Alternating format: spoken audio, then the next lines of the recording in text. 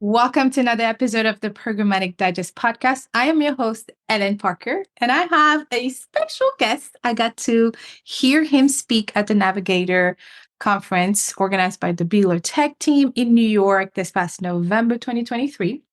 And let me just say, this conversation is going to be dope, okay? I have the co-founder of BOMESI and the founder of BleuLife magazine on the podcast today. Hi, Devin. No, dang, It's DéVon. okay. You know what? I'm not even going to edit this out. DéVon Christopher Johnson. And I was practicing in front of the mirror too. I, I, I love that, but I put the pressure on sometimes, so that's not even your fault, but it's also a great icebreaker. But yeah, it's DéVon Christopher Johnson. How are you? Happy to be here. Thanks for having me. Thank you for being here. We're so honored. So most of our listeners on the buy side, we have a lot of C-suite, a mix of C-suite and ad-ops and buyers, right? And so I'm really, really honored to have you on the podcast because we're going to talk about something that's really hot right I now, which love that. is maybe not hot, but like maybe a conversation that is very important, at least at this moment, which is MFAs and how do we determine if this Yep. site is Black owned, minority owned, and things like that. But also, we're going to talk about the amazing things you do at BOMESI. We're going to talk about BleuLife magazine. I mean, I know you're traveling very, very soon back to my hometown. Yes, heading to the west coast of Africa. Yeah. Yeah, so excited for you. But yeah, so without further ado, let's give you maybe tell us a little bit about yourself, how you landed where you are, what pushed you to create these two amazing organizations, and tell us a little bit about DéVon. Yeah, awesome. So, as you already know, but I'll say it again because I love saying my name, DéVon Christopher Johnson. I am an independent media founder first. So, my platform is BleuLife Media Group. Our first entity was Bleu Magazine, which was a print quarterly magazine focused on Black men through the lens of fashion, travel, and culture. We then, a few years later, launched Bombshell by Bleu, celebrating women, taking a word that's stereotypical. Bombshell brings one certain picture to your mind, but Yep. our theme is women who win wars, and those are the wars of every day, fighting and beating the payment for equality and for acknowledgement. And then you fast forward, we've now grown to a full-fledged media company. That's why it's BleuLife Media Group. So we have the magazine that still prints. We're one of the few independent Black-owned print magazines in the country that's distributed 7 times a year. So we're a little more than quarterly now. We've actually grown circulation since the pandemic. We're at 7 issues a year. And then our 2 websites, BleuMagazine.com and BombshellByBleu.com. And I'll talk a little bit more later about the print and why that's important to support print publications for people of color in general. And then in 2020, on the backdrop of the resurgence of Black Lives Matter, George Floyd, the reckoning of the media and marketing industry to shift dollars that were surrounding hate speech on Facebook and other social media platforms and shifting those budgets to diverse publishers. After at that time being in business for 15 years, I'm like, well, if they didn't call me for 15 years, they're not going to call me right now. So I hit up a few people over text message, and we were like, we need to do something about this. And that's how BOMESI was formed. My co-founder and my co-founder, Ranisha Bing, runs Her Agenda, which at this point has been around for 15 years. BleuLife is now 18 years old. So whatever that math is, so that's like 37 or 38. Yeah, give or plus. Mathematician, I'm a creative. Years of experience. So we combined our forces to really challenge the industry to live up to the statements that they made in 2020. And we're still fighting for them to live up to the statements that they've made in 2020. And we're also challenging the excuses that they've made since 2020 not to live up to the promises they made in 2020.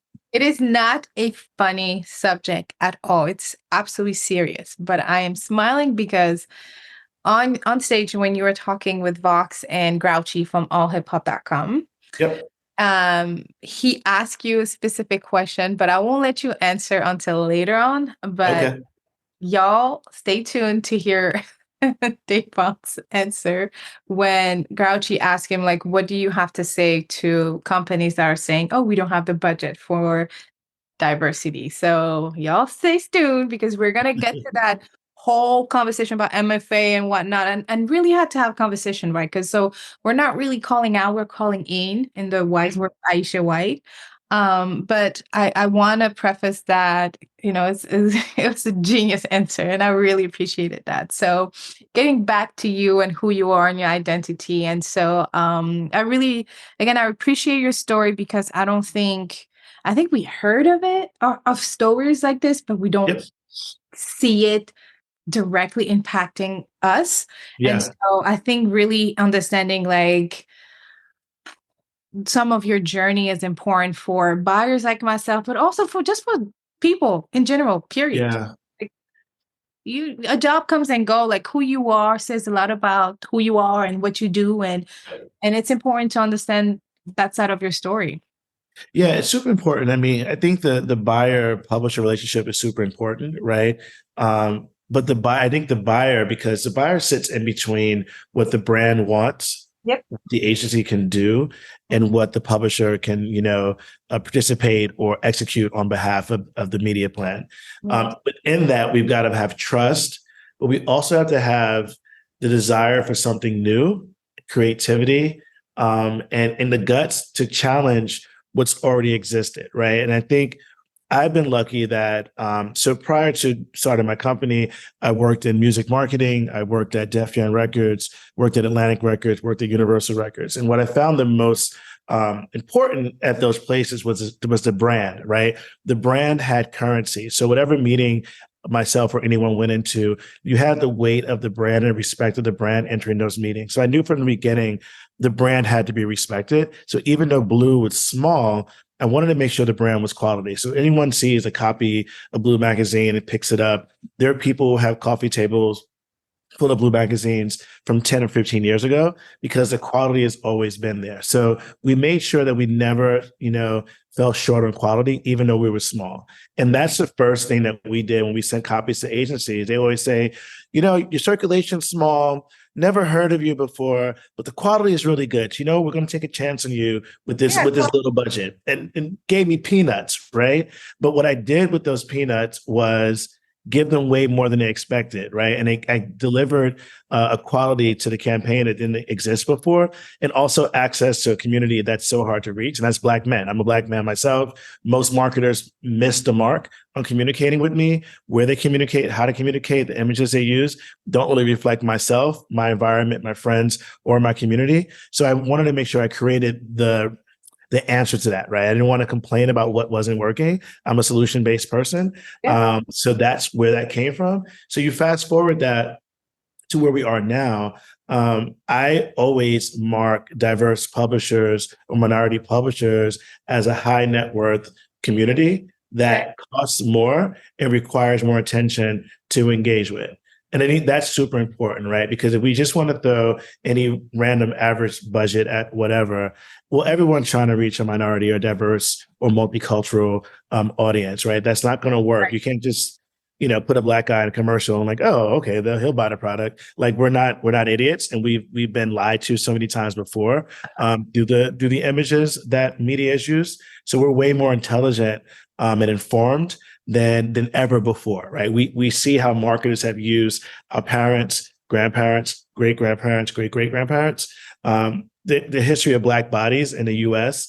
has always been a marketing tool, even in times of slavery, right? It's still the currency, the marketing tool were Black bodies. So you fast forward that, an industry that was built on racism can't still be held, without being challenged. Like you have to challenge that from the core of how it started. And then that's a little radical and a little, some people might say it's extreme, but it's the truth. The use of Black bodies in advertising from its inception has been exploitative.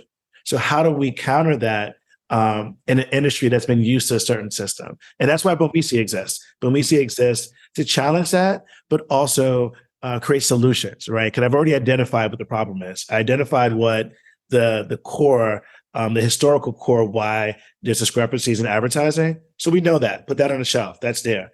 Now, how do we fix that? How do we bring more people to the table? How do we somewhat right or go down the right path from where we were before? And that's what BOMESI is here to help you do. And that was a very long answer. So No, I like that answer. And I appreciate feedback and opinions because like we always tend to wear that mask that this is how, at least for when I started in this industry until very recently, there's always that mask that we have to put on an ad agency where you can't really be yourself, right? And when you're trying to be the voice that you have been and are, um, it's not recognized and it's not received the best way.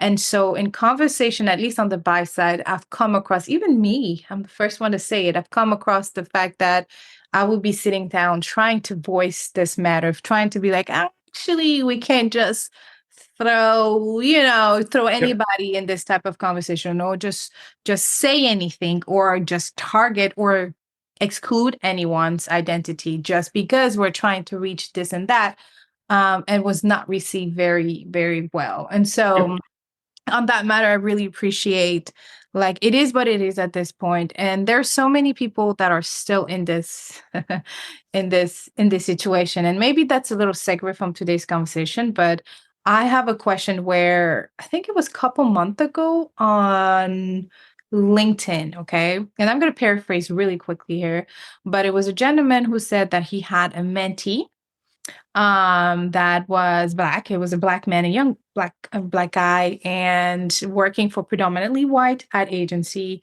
And the person, the young guy, he was on an account where the client joked about how like his skin tone, okay, because he's darker skin, his dark Mhm. skin, excuse me.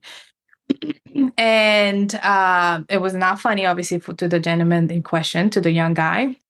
So he didn't laugh. No, everybody else laughed. And then after that, the client realized, like, oh shit, something like this happened. That's not.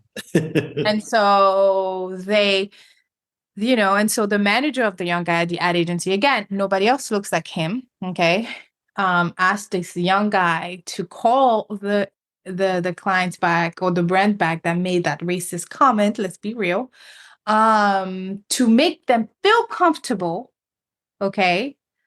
Because anyway, so long story short, he was forced to do it and he did it even though he was not comfortable about doing it. Mhm. And then the client didn't even apologize. They just gave an explanation why they made the comment, which is very different from an apology.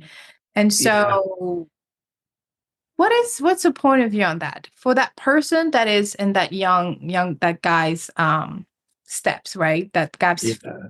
what would you think they should have done? What's your point of view on that? Yeah, I mean, first, I feel terrible that anyone's in that position, right? And my heart goes out to that person, Yeah. in that experience. I've been fortunate enough to be in environments that were always reaffirming, even when I worked in corporate America and not for myself only.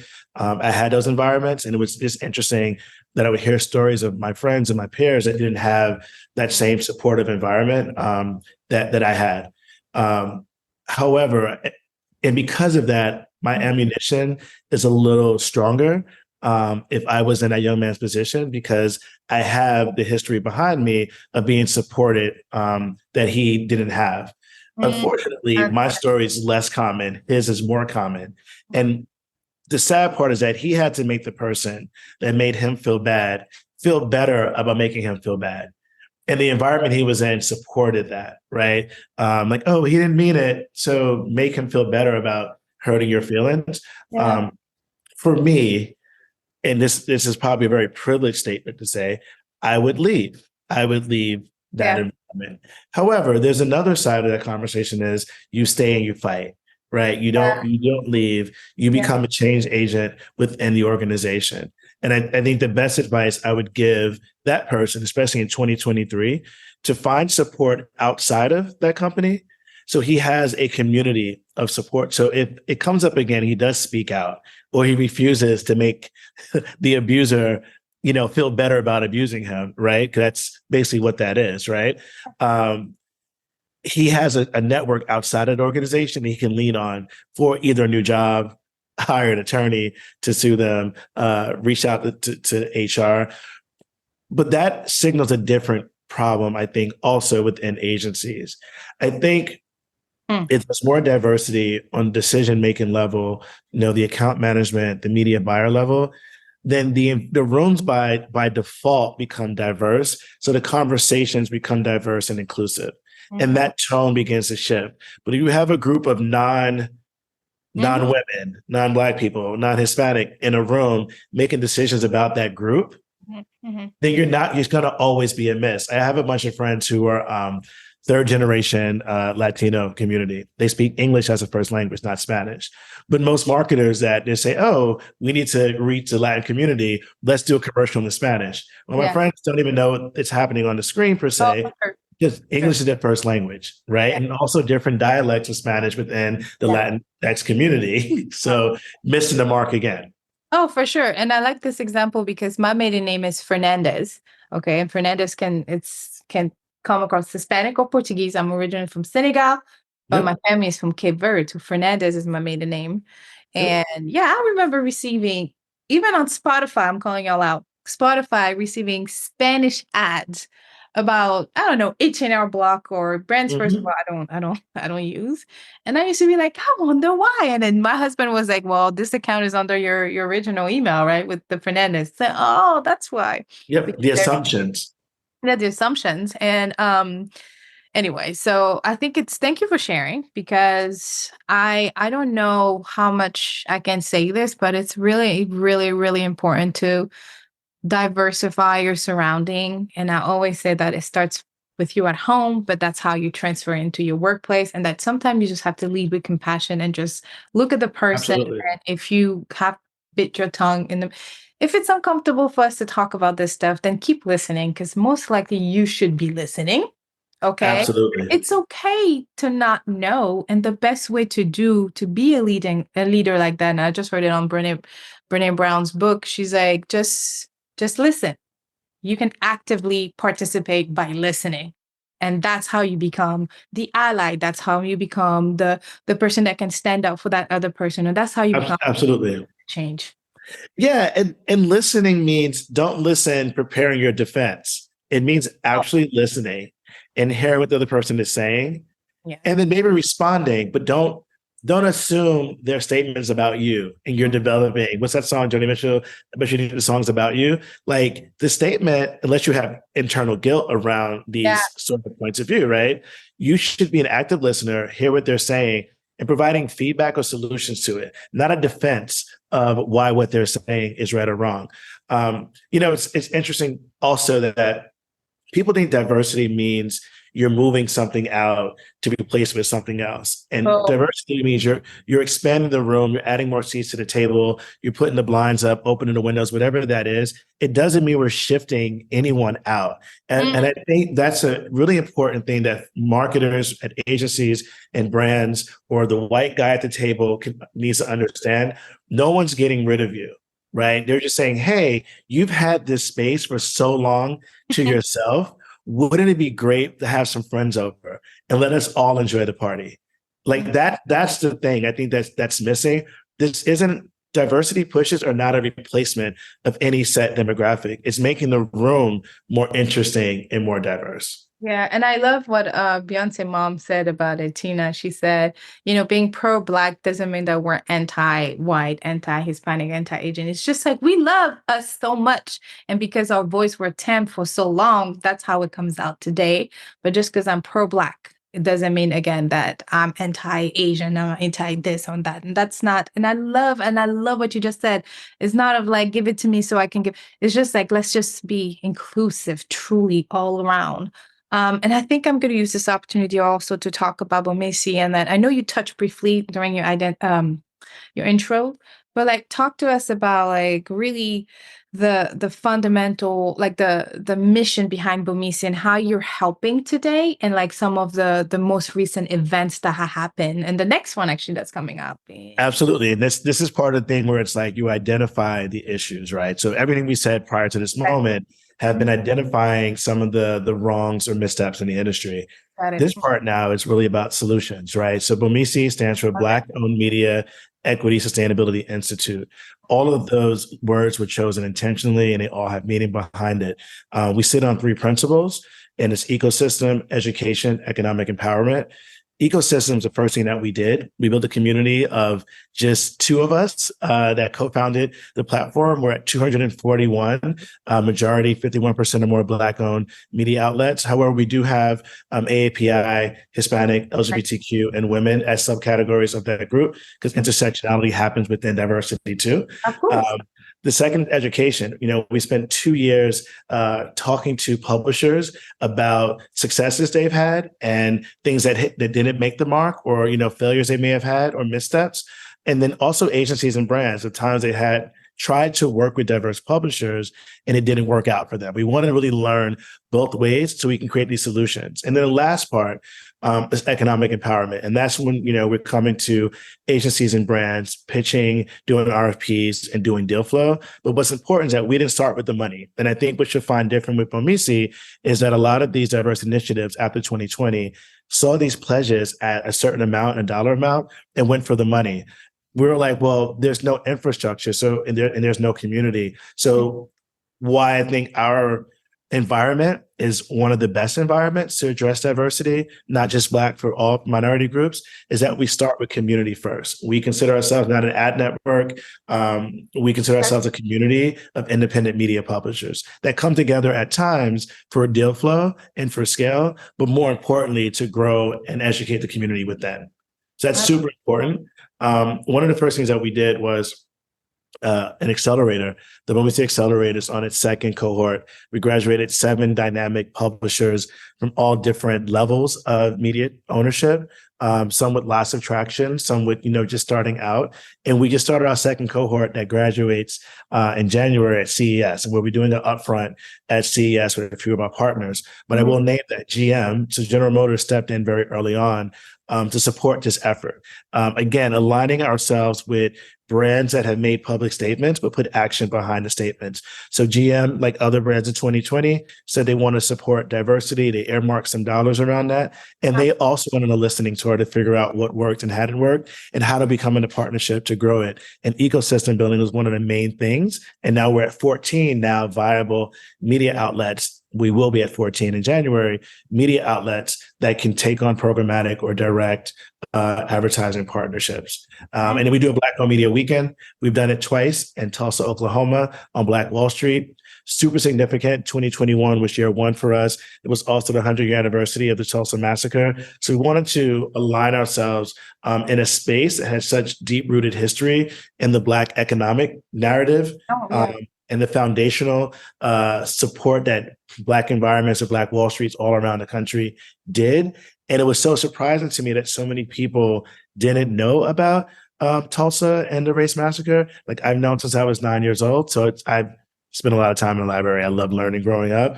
So it's important that Black-owned media or these storytellers were on the grounds of a place that a story was almost erased, definitely suppressed for 100 years. And now we're moving the conference to Detroit. Different history, but similar importance to the Black economic growth and opportunity history of this country. And that's in June 2024. June is my birthday month. So I'm gonna tell y'all, I'm gonna come celebrate with y'all because I definitely wanna be involved, and just support. I think it's really great. And just a small point of clarification, because I know that most of the listeners on the buy side. So what do you call programmatic from the publisher side? What does that programmatic represent for you? What is that? And that might be just a definition question, but what does that represent for you? It definitely represents a headache, for sure. I will say it represents an opportunity to receive deal flow as an independent publisher. What it doesn't mean to me is a guaranteed revenue flow through the ads coming through my site, because I may not have the traffic to scale and really benefit from the ease that programmatic represents for the buyers. It isn't necessarily the same ease for the growth of our companies. So BOMESI is trying different ways to address that through different ways of engaging with publishers, programmatically, programmatic guaranteed, direct buys, and really identifying when programmatic makes the most sense at whatever level that publisher's at versus where it doesn't make sense. If you really want to build infrastructure and do some media investment, there may be another way to go about it.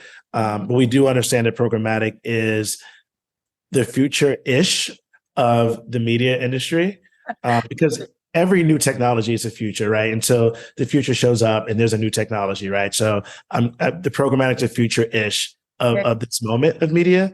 And so because of that, we want to make sure that we are providing education, going back to our principles, education to both publishers and to brands and media buyers.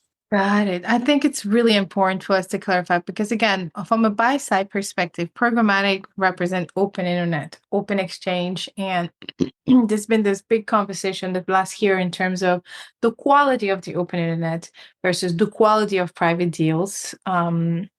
Which you refer to as private deals as well. Mm-hmm. And so a lot of us buyers kind of have that conversation or that decision to do between how much are we spending in open internet and how much are we going to spend in those private deals and how much are we going to go direct, right? And so when I was in the Navigator, the Navigator conference, which is predominantly more on the sell side and tech, but it's very, very interesting to hear that side of the water, right? That side of the water, just mentioning how direct deals are the way they can guarantee some level of revenue or they can grow their revenue. And I was like, what? We don't want direct deals. That's too much setup for us. That's too much management outside of that. And we often, and I take responsibility and accountability for that, for the rest of us here on the buy side street, that we put a lot of trust in our DSPs and in those contextual partners. And it was until, like I said, 1 to 2 months ago that I realized like some of our partners were excluding keywords such as Black people or queer or gay or things like that. And I was like, wow, that is, I'm this person, right? I'm them. Like they're literally excluding us. So I think our biggest question here from our side to you is that when is a good time to reach out to BOMESI, right? But also like when we're faced with a list of exclusion sites, let's say, or inclusion keywords from our partners, how do we know if we're excluding minority-owned or Black-owned media? So I guess 2 questions into one. Yeah, no, I love the question. I'm gonna, as all my answers have been in stories. So the first part I think is what you saw at Navigator, especially from media owners and on the sales side, that was a very diverse room, right? And diverse meaning that it wasn't just minorities; it was everyone there, and we're all having some of the same concerns around programmatic.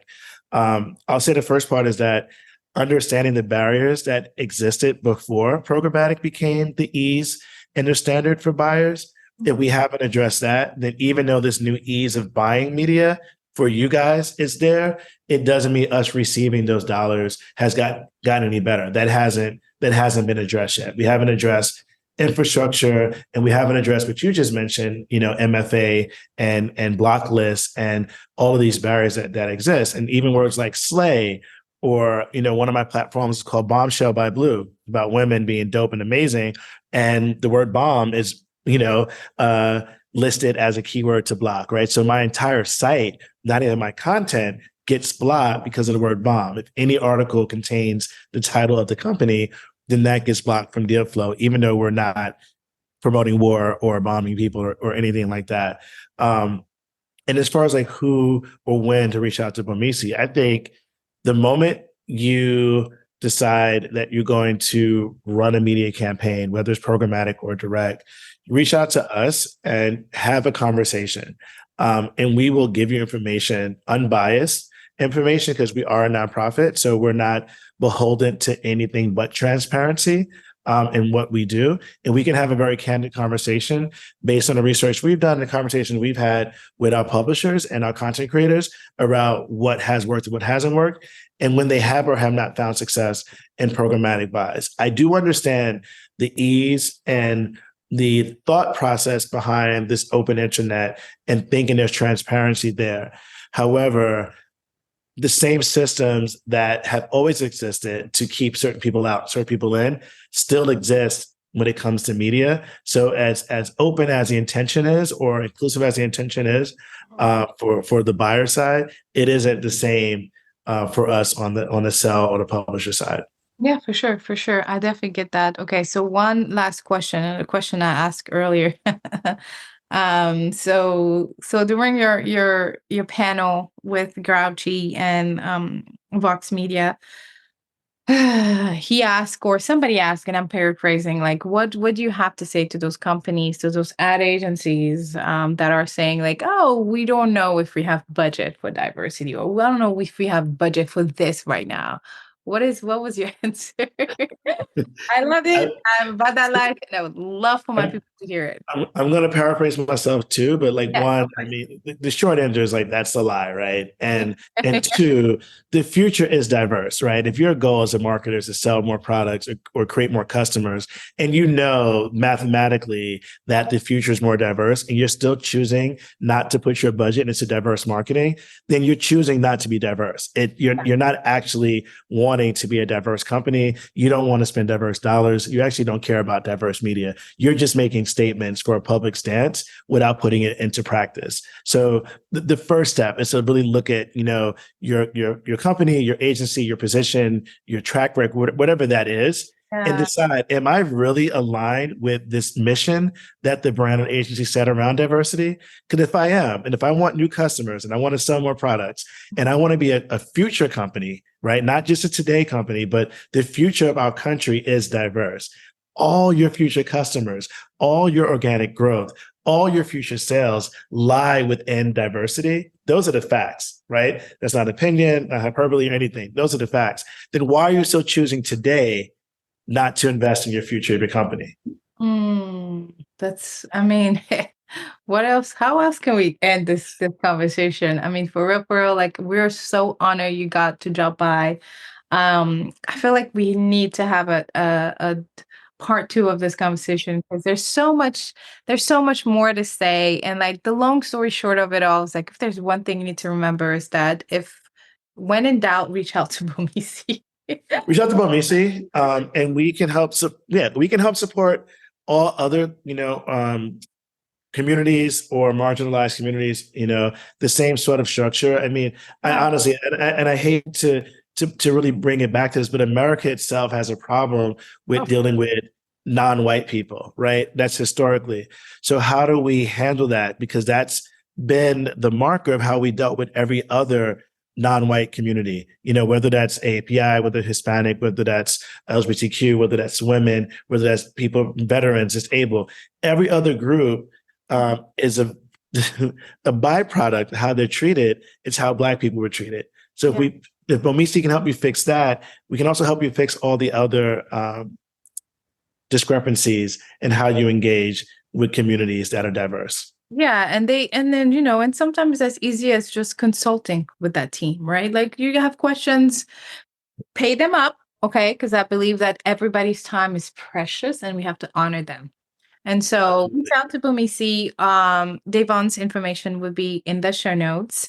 BOMESI's information will be in the show notes. And there's one last thing we need to talk about, is that in the next few days, this podcast is going to go live in the next few days, but Giving Tuesday, what is happening? How can we support your mission? How can we support the Accelerator program? Yes. So Giving Tuesday is coming up, and we would love your support to do the work that we do to make your job easier as a marketer and a media buyer. So by supporting BOMESI on Giving Tuesday, we have a goal of raising $10,000 that helps support our ecosystem building, our accelerator, our webinars, etc. So support with your dollars. We definitely want you to give dollars, but also you can give your time. You can mentor, you can train, you can offer up office hours. If you are a media buyer and you have some bandwidth, office hours also. We can have our publishers book some time with you to really learn about what they need to do to become more attractive to you in your media planning. I absolutely love that. I appreciate that. I will donate in the next week, but I also appreciate that. financially and my time. So I'll follow up with your team, Thank because I'd you. love to be of support. And like I said, I'm in the business of educating people and highlighting diversity, and you guys are doing a great job. And I just wanna be with you and continue encouraging you. But thank you so much for dropping by. I know you have travels coming up. We'll be looking out for some pictures from you. But if Yes. anybody wants to follow you, can you just tell us really quick where they can find you on LinkedIn? I know you have an Instagram account. Like, tell us a little Yeah. bit about where they can find you. So my social handles across are DéVon is Bleu. So DEVONISBLEU. If you Google BOMESI and my name will Mhm. come up. We've been very lucky to have the support of a lot of journalists in this space writing about our efforts. So we're not that hard to find. Even if you Google Black owned media, we pop up for that also. Blackownedmedia.org is our website. Again, blackownedmedia.org is our website. So yeah, we're here to support and looking forward to doing more. And remember to give on Tuesday, you're from your pockets, but also from your time. Okay, well, thank you so much. And again, all of his information will be in the show notes. You can email me, you can find me on LinkedIn, and you can just Google their name, and it's super easy to come across them. But again, feel free to reach out to us if you have any questions. Thank you so much, DéVon. Awesome. You have a wonderful day. Thank you. Bye bye, guys.